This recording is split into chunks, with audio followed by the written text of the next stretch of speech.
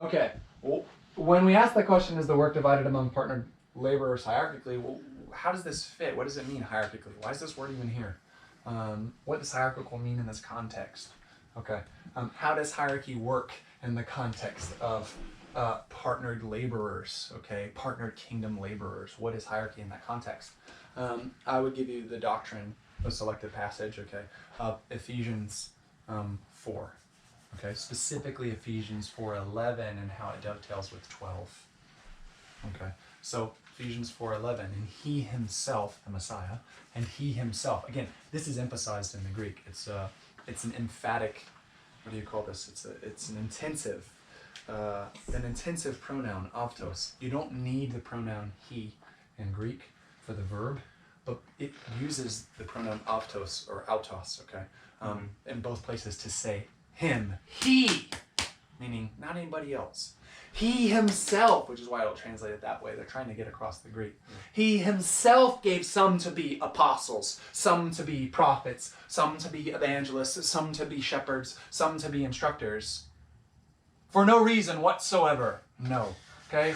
Verse 12. In order that the body, okay, in order for the equipping of the saints in ministry is the idea. Okay, really it's 12 and 13 kind of work together in that, and it's up to the end of the maturity. That's the goal. But there is this phrase for the equipping of the saints for ministry. That word equipping is kind of like a noun in Greek. It doesn't get used anywhere else. By itself, that's the only time the noun occurs. But if we look at the verb that it's rooted in, it does happen in other parts of Scripture. And guess what? It's related to discipleship. Isn't that cool? So let me give you an example. In Luke chapter 6, verse 40, a disciple will never be above his master. But when he is fully trained, he will be like his master. The verb there, fully trained, is the verb behind equipping.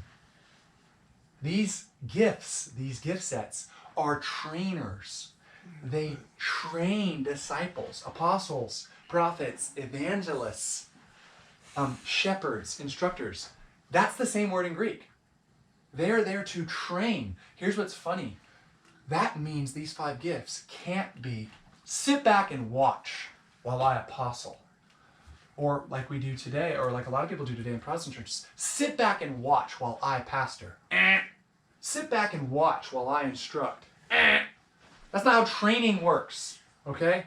I don't care if you're building a rocket ship or you're being a grocery store attendant. If you are being trained by someone, you will do the damn thing they're training you to do, okay? Which is why one of the metaphors I like to use is it's a V formation.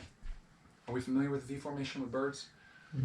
The strongest bird, or the one that's the most equipped, for whatever reason, we'll stick to that, they'll take the head of the V. And what they do is with that strength and with that coordination, with that ability to migrate, whatever, all those things in view, very literally, like physics dynamics-wise, in terms of lift, they'll cut the air, okay? They make it easier for the 2 birds behind their wings to accomplish lift, which makes it easier for those behind them. What ends up happening is they can all fly in the same direction, do the work and labor of flying, but that initial one is stronger or more equipped, whatever, for our purposes, is called to be at the head of the formation. But in no way, shape, or form do we say, only the head of the V flies. What? What? Only the head of the V gets to the same destination. Well, you better hope not. Okay? That's not how it works. Okay? There is a partnership there. And so hierarchy is that V formation. Hierarchy among these co-laborers looks like we're all going in the same place. We're all going together. But Messiah has determined that on the basis of maturity, on the basis of a measure of grace, which is kind of like a steroids, a strength of some type, a power, that there will be some at the head. Okay, there will be some at the head. There will be some at the head. And let's extend the metaphor maybe to the point of absurdity. In a V formation, they will trade out. Yeah, They will trade out. They will trade out. Now, there are some people who will we'll say this. There are some people who will never take if the V formation is apostleship or the work of apostleship, there are some people that will never take the head of the V. But they may move up in the ladder in terms of maturity and growth, on the scalar of maturity and growth. But here's something that's interesting about those 5 gifts. Okay? They're for fully training disciples for ministry in order to be a minister of Yeshua. When you minister to someone, we have a really dumb meaning for the word minister. We hear the word minister and we think of someone who's accomplished and above us. The word means attendant or slave. They're a gopher. Okay? So when angels come to minister to Yeshua, this is how you know the word is wrong. Moderns hear it as, oh, they're more important than him, or they're helping him because of his weak. No. They attend to him like footmen in Downton Abbey. Okay? They're beneath him. They're ministering to him. All disciples are ministers of the Messiah, the King. Okay? The term minister or attendant has a really clear understanding in the concept of a king or a king's court. We are all ministers of the King.